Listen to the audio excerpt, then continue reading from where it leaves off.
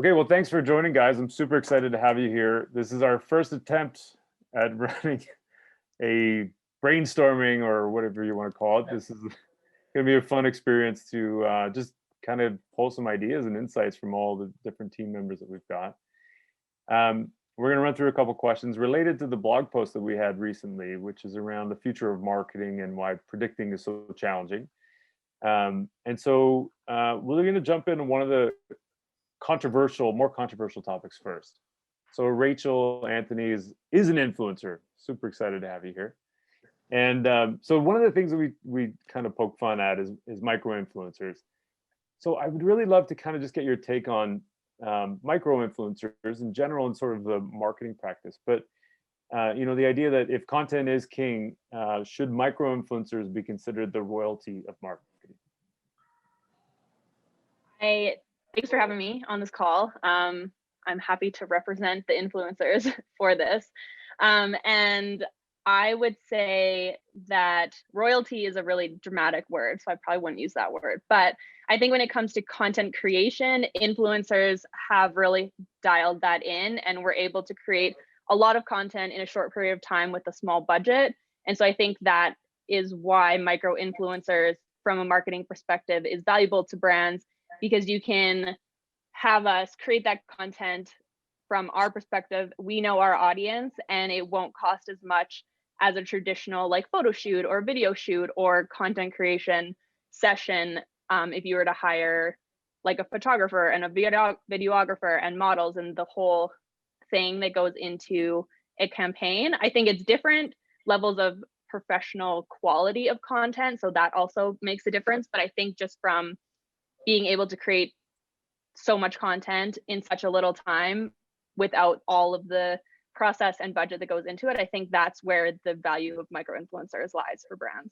I have a lot of thoughts on this subject. Yeah, let her rip. No, I think that, it's a really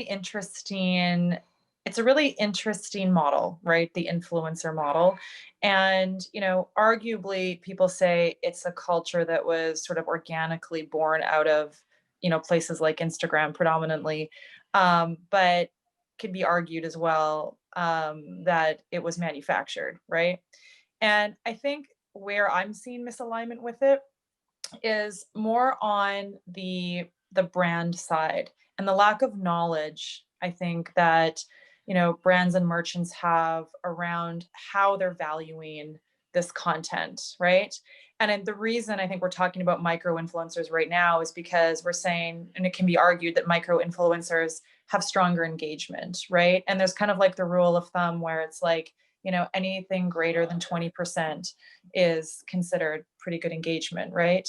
And the hardest part with influencer marketing, I think, that retailers and merchants struggle with is like the impressions versus influence, and really trying to deconstruct and separate both of those, because followers, views, impressions don't necessarily convert to purchases. And the brands all have different formulas on how they're actually measuring these metrics. And it makes it really difficult for these creators to be able to really understand what the playing field is to work with, other than I'm just in a race against someone that has a higher, like much more resources and knowledge and production teams to compete for followers, which these brands and retailers are giving more or putting more dollars and capital towards, right? So I think the entire structure of it is one that has to be more closely examined.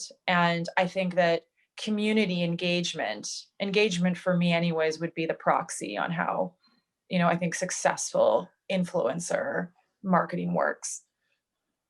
Sorry, I'm going to mention something really quickly. There's a really great, I don't know what his actual title is. He's an influencer, but he's become a marketer, and he's now like a tech entrepreneur. He has a startup.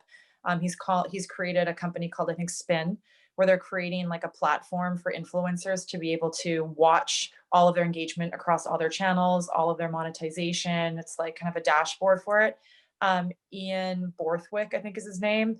And he's sort of become a bit of a voice on the subject for both influencers and creators, and also the retailer side. So I'd strongly recommend following him on Twitter. He's got some really great insights on the subject. Rachel, you had something you're gonna add in there too, right? Yeah, what I was just going to add on top of what Sheena said about the engagement and how important that is for creating the value for the brands. I think that is the trend that is, I know we don't want to use trends since the article was about not having trends and more like what's coming in the next few years, but it's creating those longer term partnerships between the influencer and brand to really get that community and engagement and make it look like it's a real partnership that is over a year or 2 years rather than just one post that isn't really great for brands or influencers.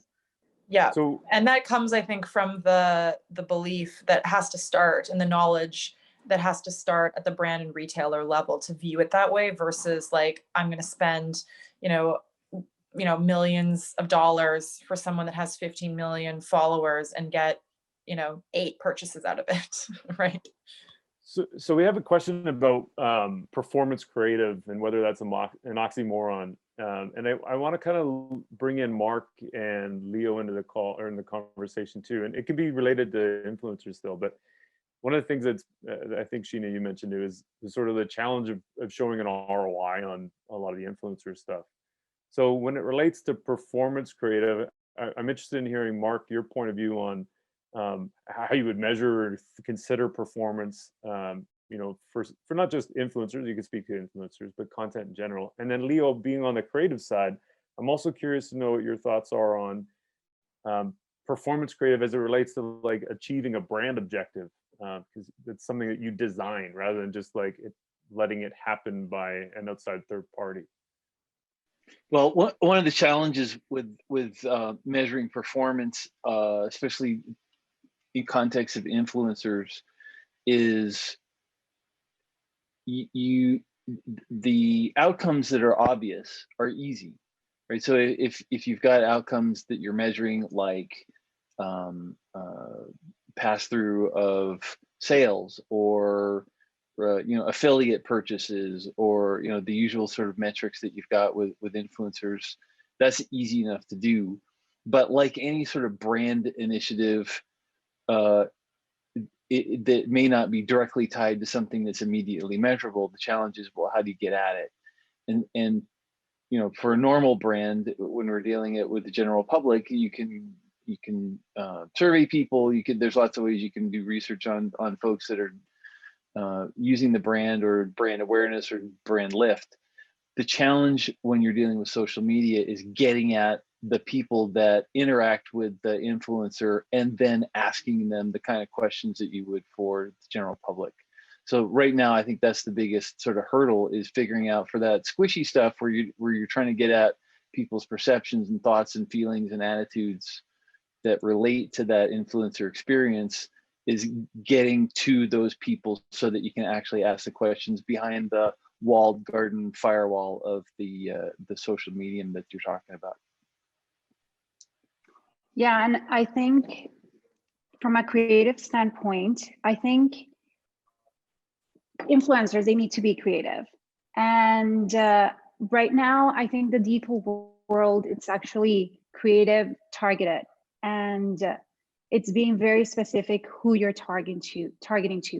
And I think the consumer is actually getting more sophisticated as we go. And when I say sophisticated, is they're demanding more, and they actually want ads and information that they read personalized. Like everything that you read, it's actually targeted to you. So for example, Mark, I'm pretty sure what you read or what you get or in your ads, it's probably cycling, skiing. It's completely different than the information that I get. And I think as influencers as well, influencers, they need to be creative and reach, be personalized, the message and the creative and the design, everything. And I think, right now, creative is it's data driven, and we know that, right? It's data centric, and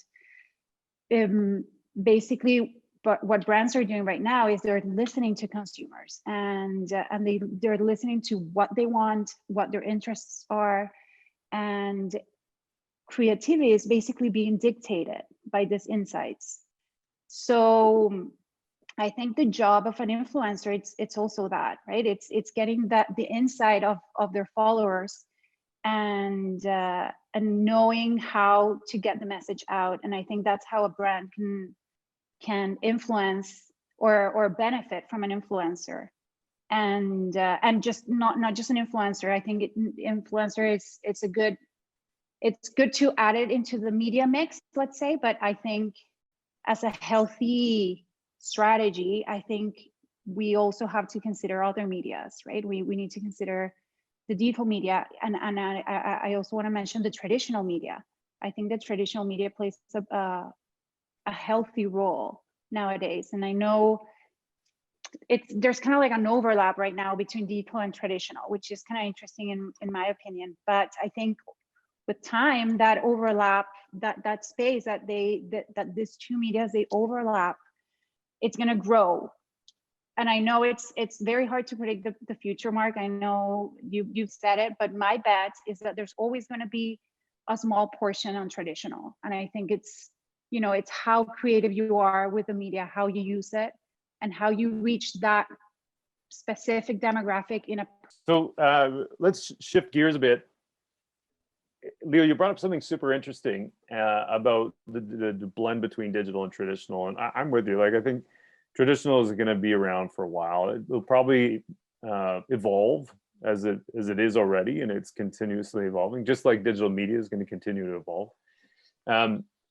One of the things that we had talked about in this article was this idea that digital marketing will die, and it's not to be sensational, but just that digital marketing having about 50% or more, depending on the report you look at, of all media spend has now crossed the threshold. It's not just like a separate subset of marketing. It's like the lion's share of what marketing, how marketing activations are being executed. And so if that's the case, and as we talked about with sort of TV and out of home now is becoming like digital, because all the pipes that lead to these different channels are becoming basically digital. So in a world where everything is digital, should we just say, like, forget digital and just call it marketing now? Is that, like, what's your take on that? Are they completely different channels, and they have different executions, and they have different considerations?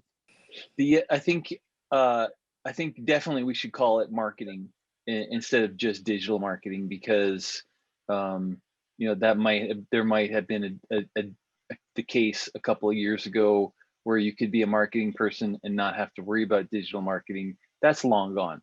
So it is marketing. That said, there are two different functions that have sort of come together, and that's where the real challenge lies.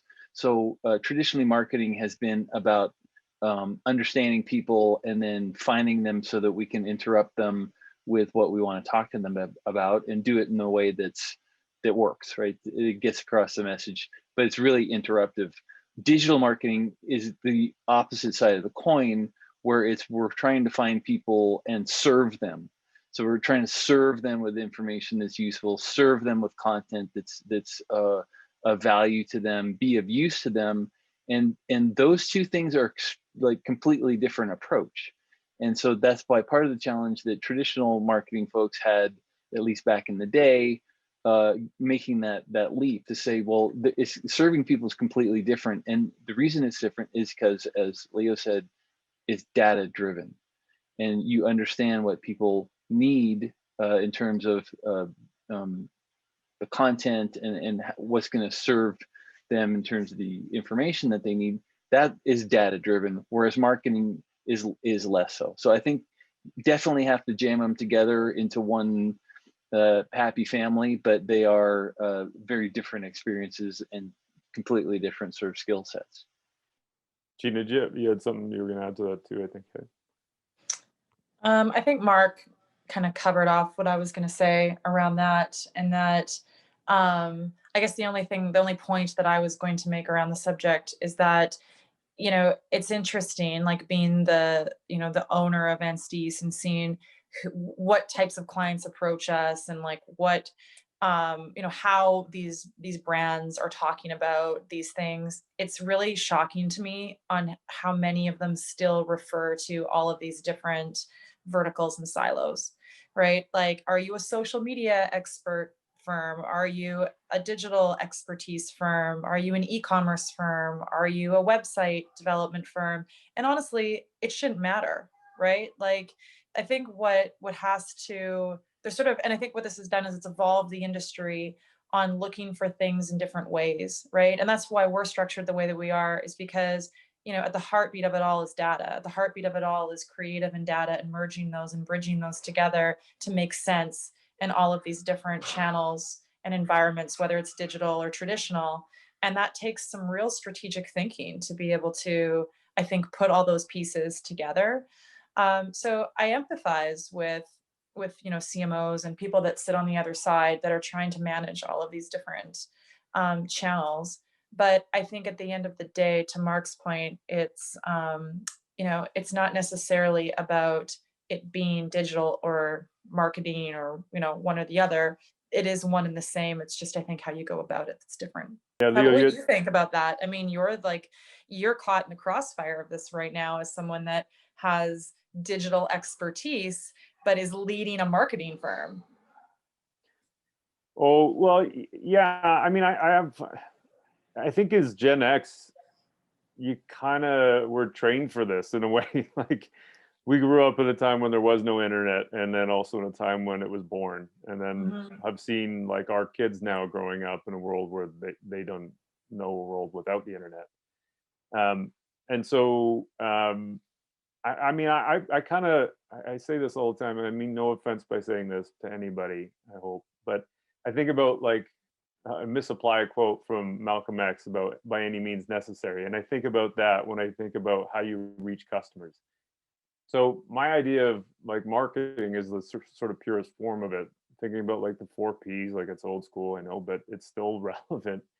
And one of those Ps is promotion, and one of those Ps is place. And so when we think about the media channels that are available to us, the promotional aspect, whether it's like discounting or if it's brand activations, those kinds of things, I mean, those are strategic choices that you make. The channels you pick are also strategic choices you make. And it's, in my mind, by any means necessary to reach the customer you're trying to influence or learn more about or understand or sell to, or whatever the outcome is that you're looking for. And so, you know, I also spent half my career in sales, half in marketing, half in digital, half in traditional. So I've kind of bridged both worlds for a long time. And so I always think about the utility of a channel and sort of and its ability to reach the people I'm trying to reach, as opposed to think about, well, it's digital first or traditional first. Like, there's value in both. It's just a matter of trying to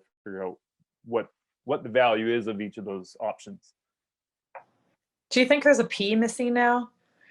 Like people, given the social world and given word of mouth and the power of, and I guess the focus, I mean, we talk about it all the time in the agency about like retention and decreasing churn and, you know, how do we like increase the lifetime value of customers? And like, it seems that there's, and, you know, again, we hate using the word trend, so I won't, but I'll say movement or evolution towards a focus on those metrics, which don't really involve any of the Ps, really. Like, it's almost a new P on how you can actually get people engaged in talking about you. Yeah, I mean, it's a good thought. And I mean, there's like literally if you look up 4 Ps, you'll probably find Google search results that say 5 Ps, 6 Ps, 7 Ps, and the 7 Ds, the 8 Zs. And like, I mean, everyone's got a sort of different take. I think if you think about an organization's job is to serve a customer, Mark, you said this earlier. I mean, you start there. So people are the beginning. And then your sort of channels of sort of levers of growth are through those 4 Ps. I mean, it's a little bit semantics, but I think, I mean, obviously people are really important, both on the inside of an organization and the outside of the organization. But to add more Ps, I mean, I mean, there's lots of different models that are out there. And but I think the 4 Ps are still relevant. The people bit is a good addition. If you haven't included people at the beginning. So there's that. Leo, what's your thoughts on, like you mentioned earlier, digital and sort of the different applications of creative. And Rachel, same for you. I'm wondering if you guys have any thoughts in terms of the creative execution, whether it would be different from your perspective on digital channels versus traditional channels. Yeah, actually, completely. I actually, well, first of all, the two medias, they actually, there's a factor that affects creative, which is time. And traditional media, you usually have more time, and you need to consider this. And especially on the digital media, you probably have 5 seconds to grab people's eyes, and creativity is used as a hook. You need to drive people's attention and use it as a hook, and just get your message out there. And one thing that I wanted to mention, and I think it actually applies to creativity as well, is that, you know, clients, they come to us thinking we have all the answers. And sometimes, I mean, we do have a lot of experience, and we've worked in different industries. So we do know how consumers in a specific industry, they do behave, but we not necessarily have the answers right away. And I think that's part of the strategy. And I think that's how the insights, they actually come into play when it comes to the strategy, to the media, and to the creative that we're putting out there. So a piece of creative, a design and a message, it actually needs to evolve, right? We can pitch something to a client and say, this is the solution that we think, you know, it's the best solution out there, and that's going to stand out. But we need to also, as marketers, we need to be open to adapt that creative and make sure that we're listening to the consumer again, and that we're, you know, actually studying the data and the numbers that we're getting. Because if we're just pretending to just have an answer and say, you know, this is it forever, this is your brand, this is your messaging, I think that's just going to fall flat. So yeah. Rachel, you got any other thoughts on that? I would say, I think when you're creating the strategy or coming up with the creative, it is thinking about both. Even if you want to do like a traditional marketing piece where it's a brand activation or something in person when it's not COVID, then I think you still have to think about how that is going to be extended online. Because even if you do an in-person activation, you always want to have that more reach that you can get with the digital version of it. And so I think the two will always be intertwined now. And they're probably, I mean, maybe there is campaigns that happen that are just traditional that don't touch the digital part of it, but I think going into it, you have to think about both of them, because the internet is there to have the reach. And so in person is great, but you always want to think about what's going to make it better when it hits the digital world as well. Yeah, good point. I mean, in practicality, where there's a person, there's a phone. Exactly. And it's going to be posted, or even like news articles or coverage, it's usually on the internet as well. Some sort of video, some sort of digital version of it. Yeah, what I've always found kind of fascinating in this world that we live in now, and how creative, like the role of the creative plays is, and I mean, we do this a lot with our clients, but like the ability now to validate creative content before you spend thousands and thousands of dollars putting it up on a billboard, or painting an entire brand campaign with it. It's shocking to me how many companies still rely on, like, if we all around the boardroom table here believe it and our demographic profiling seems to fit it, we will make that spend, right? Versus like, let's actually go engage with our real customers and potential customers, and model this and test this and involve the creative team as part of that process. So that to me, I think is likely to the industry a no-brainer, but surprising how many companies still don't, I guess you could say, organize themselves that way. Yeah, that's a good point, Sheena, because you have the ability now, probably more than you ever have as a brand manager, to de-risk the creative that you have using digital channels that you have full intention of putting on traditional channels. So it's kind of like, they're not at war with each other. They actually can be symbiotic and help one another in that scenario. I think that's a great example. Yeah, and I mean, when you think about marketers, in the corporate world, like CMOs and VPs and directors who are constantly trying to justify their marketing spends to the financial team, right? And trying to, create that commercial rationale behind their spends. Like that's the part where I go, all of the tools are at your fingertips to be able to now make your case, right? It's easy to now go to the financial team and say, look at what this creative work did, for our customers. Here's, what its purpose was, what we were aiming to get out of it from an ROI standpoint. Like it's so much easier now than the days, you pointed it out, when, we were just having to guess, right? It's like, let's run a magazine ad and see what happens, right? Yeah, totally. Another interesting trend that is really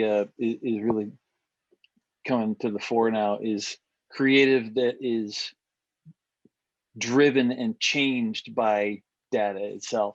So back in the day, you used to, when you would do direct mail, you would do your copy and then you would leave room for variables based on, whatever you knew about the customer.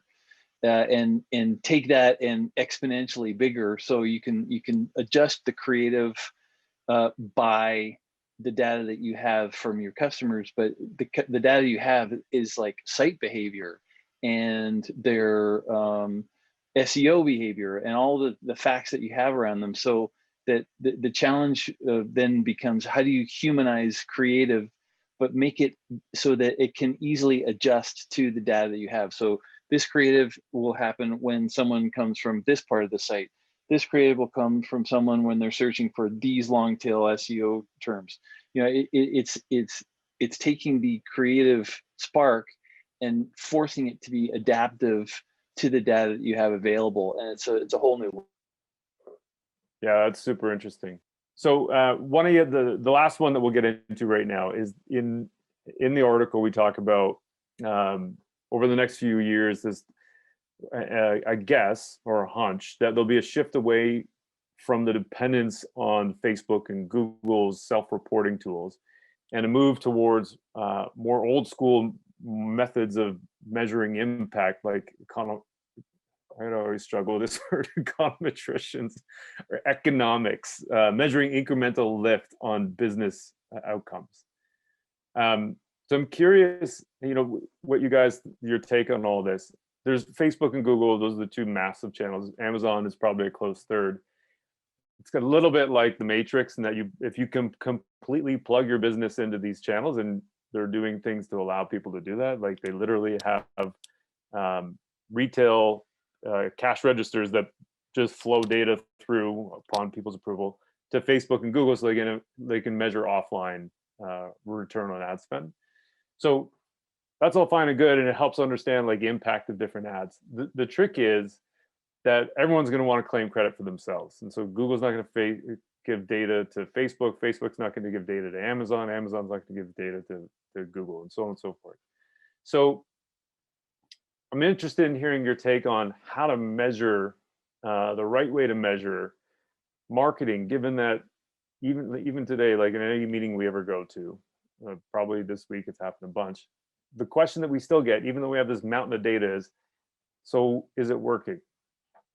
I can't find the button. How many times have you heard that over the last 6 months?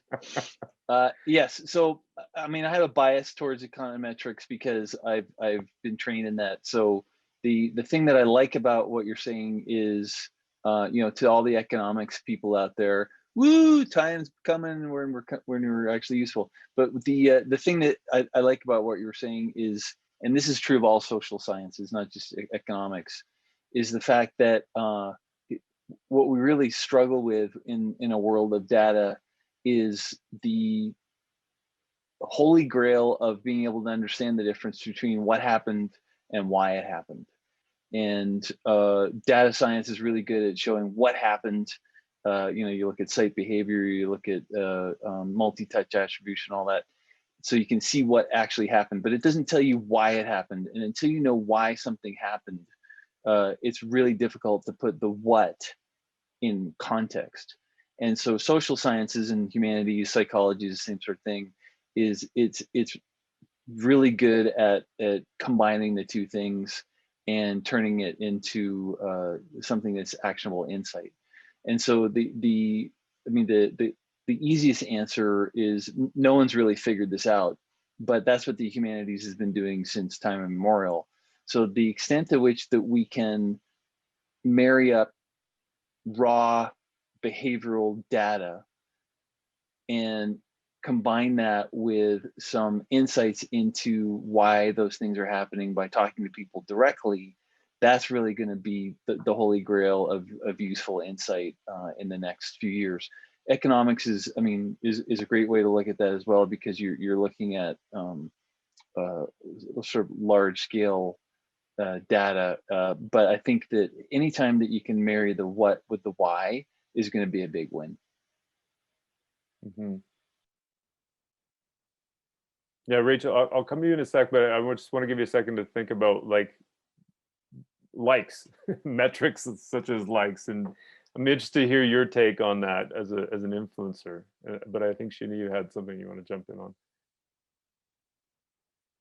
on. No, Rachel, you go first. Okay.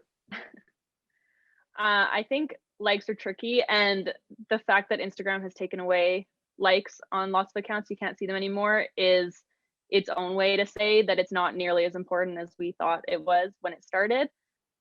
It is more of looking at like the engagement and the impressions, and not necessarily the people directly interacting with content with a like or with a comment, because not everyone is as active on social media. They don't want to say that they like something or say they went and bought it or whatever it is you're trying to say. So I think we're moving into a different way, like you said, to look at ROI and measure what's happening with a campaign rather than just likes and follows and those. Yeah, actually, I just did a whole bunch of research around this, and specifically around like content and the value of content between like retailers and creators. And I think we're headed towards, I think some disruption around how content is monetized, because the economics right now around content creation just don't work, right? And it's kind of fair. I guess it's also expected in some ways, given what I mentioned earlier about the arguments over whether or not influencer culture was sort of manufactured or happened organically. But on either sides of those, doesn't matter, either side of those arguments still lies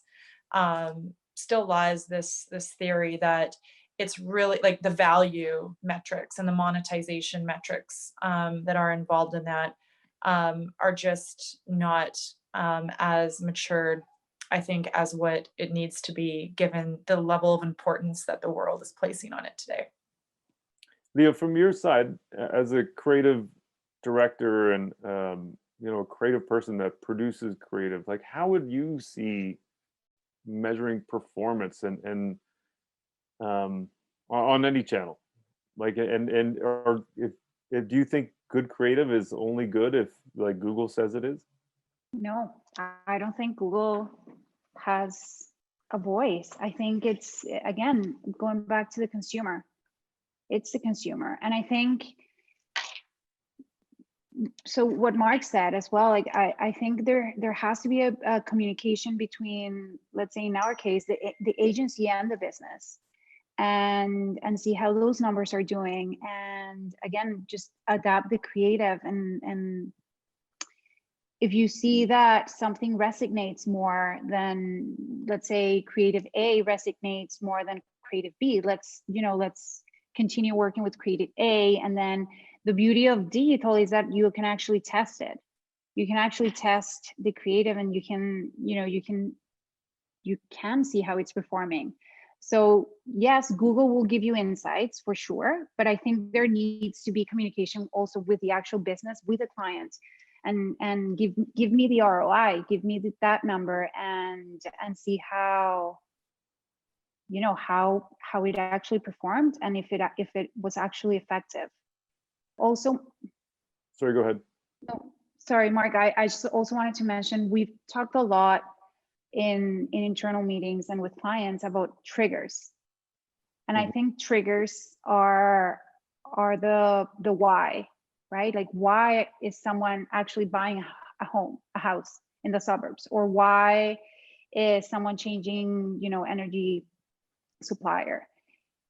So I focus and I am focusing a lot of my creative decisions in those triggers, right? And I think those triggers, they activate the consumer journey, and the actual brand, the client is also, they have a big role, because they're actually holding hands with the consumer throughout the customer journey, and then until they hit that trigger again, right? And so I think there has to be collaboration between, and we need to listen to the consumer, of course, to Google, to the numbers that they're giving us, and to the actual business, to the client.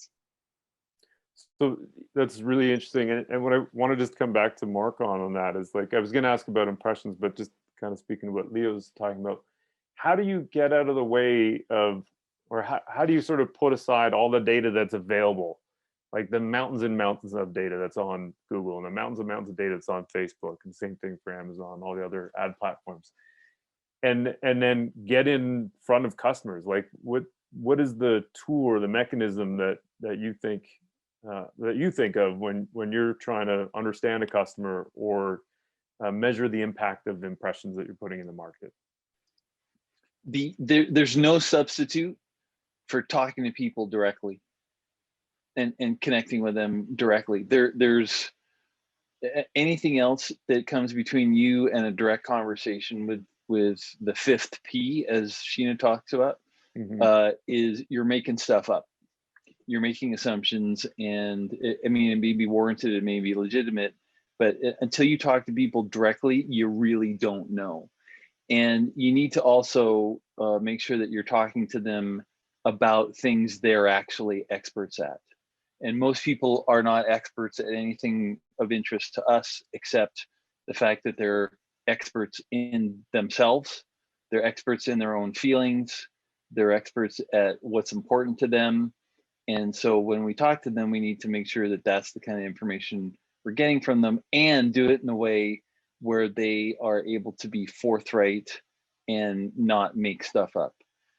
So if you can accomplish all of that, then that's how you're going to find out what's going on. Now, you can also scrape social media, and you can watch what they're saying, and you can sort of read what they say to each other, and you can infer information from how they talk. But as we all know, people are not necessarily authentic on social media. I know it's a shock, but people make stuff up, and they're not. It can't be true, Rachel, can it?